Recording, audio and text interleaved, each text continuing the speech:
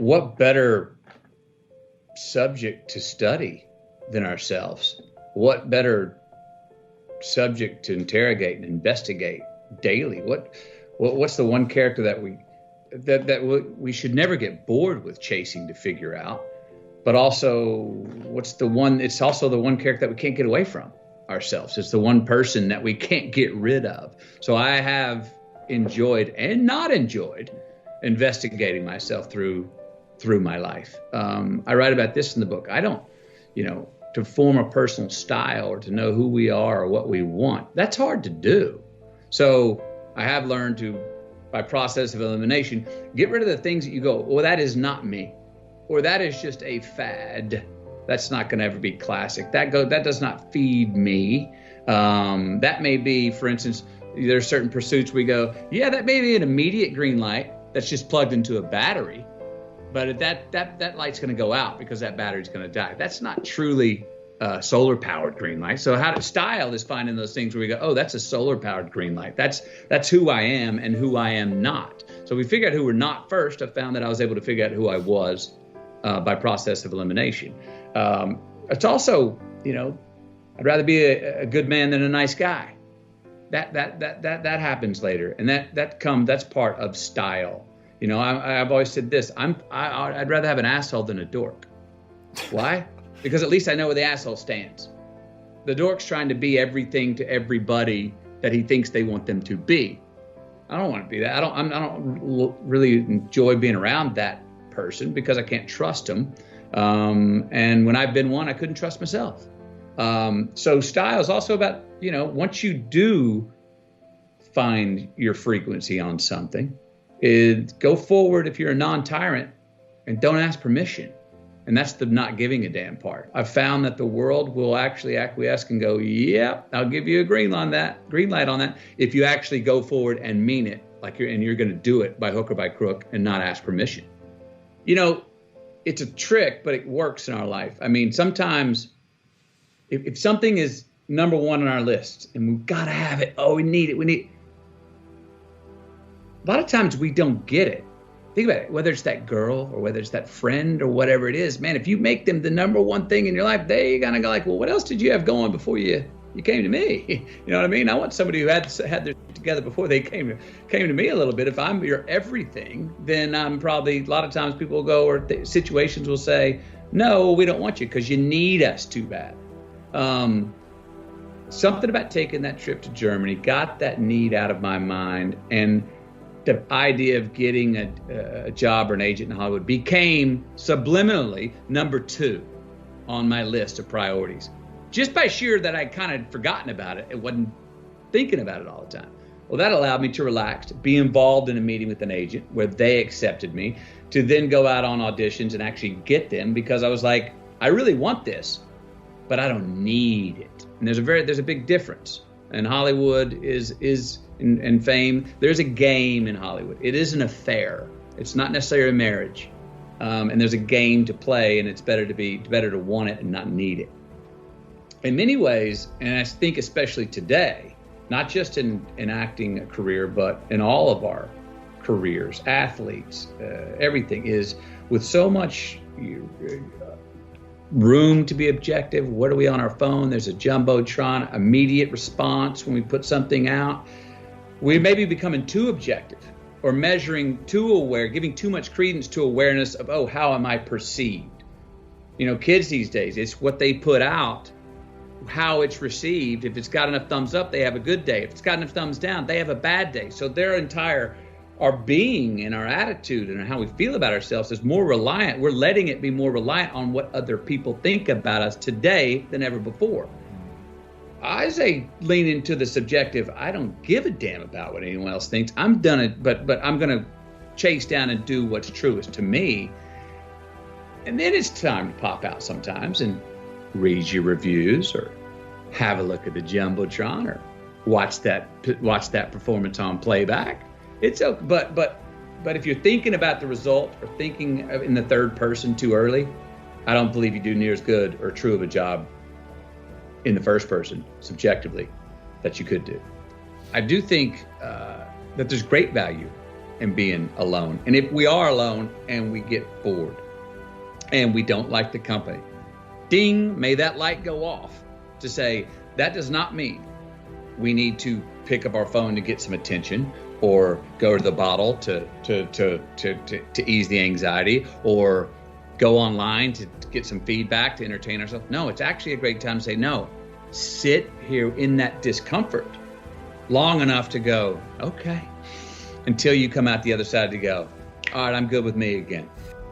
Now, it's part of that. I write about it about traveling in general. Ideally, you don't go to a place, I always say this, I don't want to leave a place I travel to until I get to the point of going, I could live here. This could be my existence. And as soon as I get to that point, then I'm like, okay, you can go. Now I can go. That's the same thing in the personal journeys. Stick with it till you get through the discomfortable to uncomfortable times, until you go, you know what? I can spend time with myself. I could do this. I could do this forever. Well, then it's okay to go re-engage, pick up your phone, go see your friends, go have a drink, what have you. Go look for those things that are other relationships in life. But hopefully not until. There's great value in not doing that until you go, I'm good with me and me for right now. If there's a responsibility to freedom, and that there is freedom in responsibility, and that earn your way there. We remember the stuff we earn, the stuff we experience, more than what the teacher tells us or what someone gives us for free. We just do. We broke a proverbial sweat on it, whether it was mental or physical or whatever. We built it. We understand. We felt how we got it, how we achieved it, how we got what we wanted.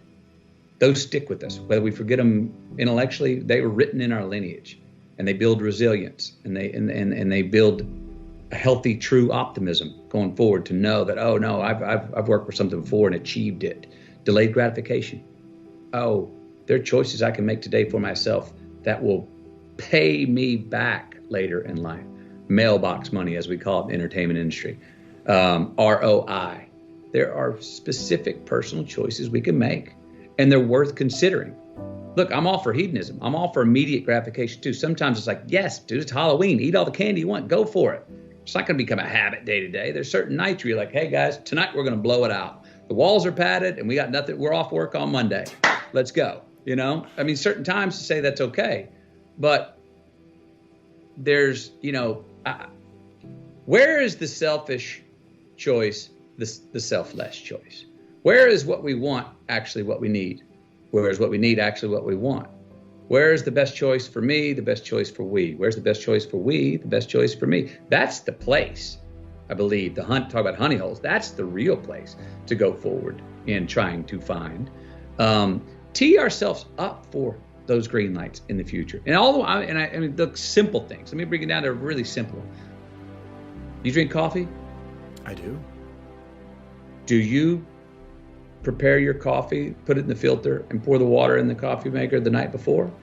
Not for myself, but ironically, I do for my wife. Because you're teeing her up for what? A green light the next morning. Correct. So she doesn't have to come in and go, where's that filter? She can just come in and go, doop, press the button.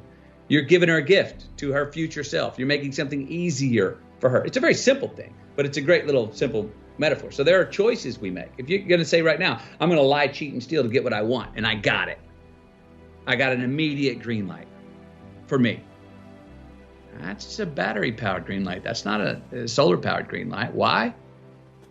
Because now, everywhere I go, I got to look over my shoulder to see if someone's there that I lied, cheat, and stole from. And when I'm doing that, I'm stealing whose time? My time. Now I'm not freedom. I'm not free. I don't have the freedom. I didn't create freedom in my future because I chose to make an irresponsible act that I left crumbs. I've now got reasons to look over my shoulder. And the more things we do to create in our future that we got to look over our shoulder, the more of our most precious thing we have in our lives, time, that we're stealing from ourselves. So it's not puritanical. It's just like, it's actually self-serving. It's a very selfish choice. And I'm a fan of the word selfish. I've helped redefine it. But I believe that there are selfish choices we can make that are the most selfless, that there are selfless choices that we can make that are the most selfish choices. Those two are not a contradiction, and we see them that way. Responsibility of freedom and the freedom in responsibility. Life's more than just straight Saturdays with as much cake as you want to eat. It just is. You will see how long you last doing that if you really do it. You won't last that long. Responsibility is appreciation of a past. It's building of a lineage. It's investing in ourselves. It's investing in something we started to build yesterday that we want to take into tomorrow. That gives us freedom. So to actually have true freedom, we have to be responsible, more responsible for certain things, for ourselves, who we are, constantly investigating and interrogating our better selves to say, I'm going to be a little bit better at this tomorrow, knowing that we never land. There's no ta-da moment. And that is one thing I think we all got to watch, because we all are so result oriented. Oh, if I keep doing this, I'm going to get to that place of pure enlightenment. I'm going to go, ta-da, bullshit. No, you don't. Can it be a small ascension of evolution? Yes. But there's no ta-da moment. We're always chasing yet. And if we can get comfortable and understand and laugh at and be ready to work hard at the fact that we're all just achieving our way to the unachievable, and that's as good as it gets, and that's pretty damn awesome.